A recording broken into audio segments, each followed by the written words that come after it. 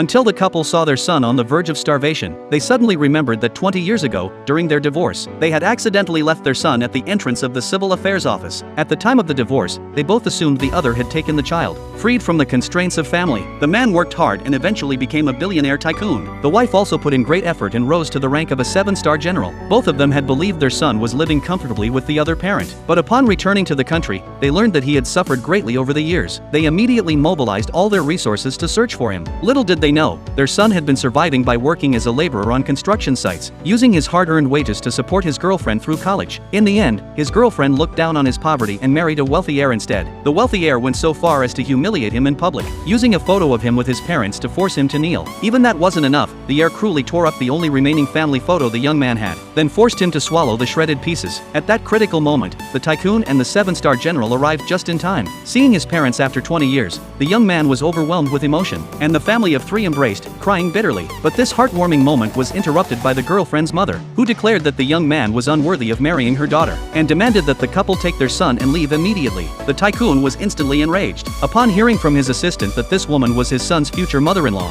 he immediately changed his expression, claiming that his return to the country was specifically to arrange the marriage between the 2 young people, and that he had prepared an extravagant dowry for them. Not to be outdone, the young man's mother also declared that she had prepared a special gift for her son and daughter-in-law. As a mother, she believed the first cup of tea the bride offered in respect should go to her. This statement sparked the tycoon's displeasure, and as the 2 of them started arguing, the girlfriend suddenly interjected to stop them, declaring that the young man was utterly unworthy of her. Hearing this, the parents were confused about what was happening. The young man explained that he had simply misjudged someone and fallen in love with a woman obsessed with wealth and vanity. Realizing their son had been abandoned, his parents were furious, immediately vowing to make everyone who mistreated him pay the price. The girlfriend's mother, however, scoffed at their threats, believing that the young man's parents were just bluffing, and assuming they were nothing more than poor janitors abroad. The assistant was so enraged that she wanted to reveal the tycoon's true identity, but the tycoon stopped him, because he wanted to give the girlfriend one last chance. Yet the girlfriend remained steadfast in her refusal to marry the young man, arrogantly proclaiming that he was merely a construction worker earning $3,000 a month. She even went so far as to say that if anyone present was willing to marry him, she would kneel and lick that person's shoes. Suddenly,